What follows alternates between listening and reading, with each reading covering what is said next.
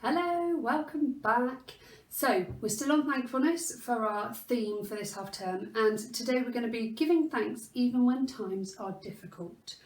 So as usual, we'll start with our welcoming words. We have gathered in the name of God the Father, Son and Holy Spirit to worship together and think about our value, thankfulness. Now I'm going to put a picture up, okay, and I just want you to have a look at that picture for a few seconds and then press play again and listen to me.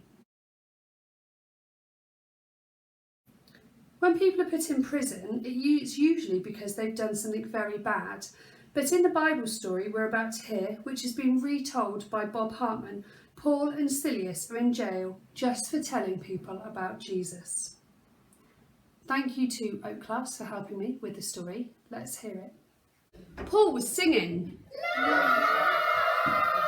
Paul was singing. Paul was singing. And Silas was singing too. Why was Paul singing? Why was Paul singing? Why was Paul singing? And Silas singing too. Because Paul and Silas were in prison. What? They had to come to the city of Philippi to tell the people there about Jesus. They met a slave girl who had the power to tell the future. Her masters were treating her badly and using her to make money. With the power of Jesus, Paul cast the bad spirit out of the girl, which meant that she could no longer tell the future. Her masters were very angry. So they had Paul and Silas arrested and beaten and locked up in jail. Paul was singing. Paul was singing. Paul was singing. And Silas was singing too. Why was Paul singing? Why was Paul singing? Why was Paul singing? And Silas singing too. Because they trusted God and were thankful for everything he had done for them. Their backs were bleeding, their feet were in stocks, but still they trusted him. Paul was singing. Paul was singing. Paul was singing.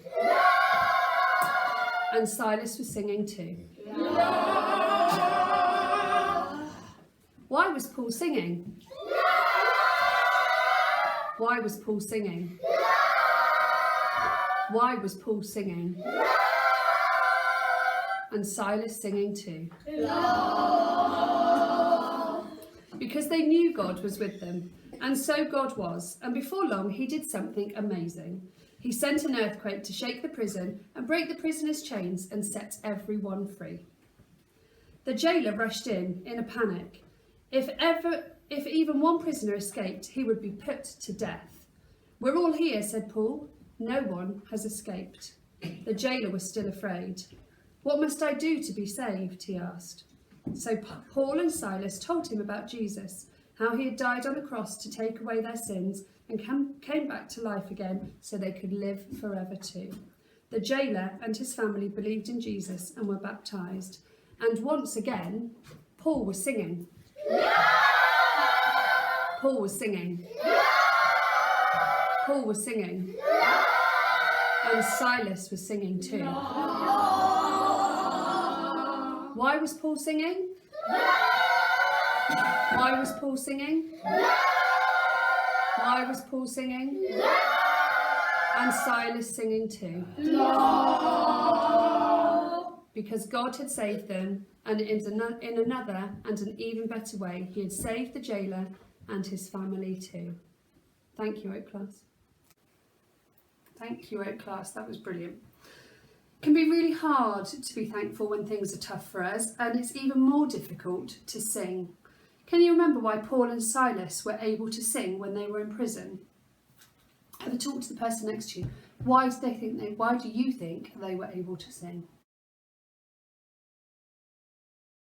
Okay, what did you come up with? So it's because they trusted God and were thankful for everything he had done for them. I wonder how many of you came up with that tricky question.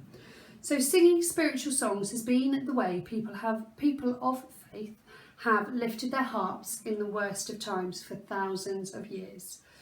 I wonder which songs make you feel better when times are difficult. Pause, have a chat with the people. So what songs make you feel better when times are tough?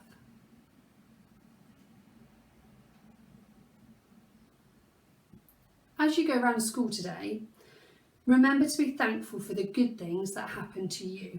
When things go wrong, try and stay hopeful and positive like Paul and Silas.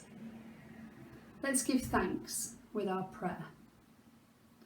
Dear God, we know that you love us and always want the best for us.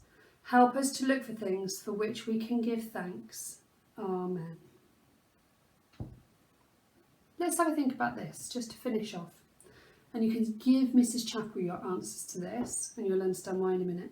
So, songs of praise. We talked earlier about how songs lift the hearts of people in their worst times, and you've talked about what your favourite songs are. So I would like each class... Okay, here's an extra challenge for you to finish off. And you can give Mrs. Chapel your suggestions and you'll understand why in a minute. So songs of praise.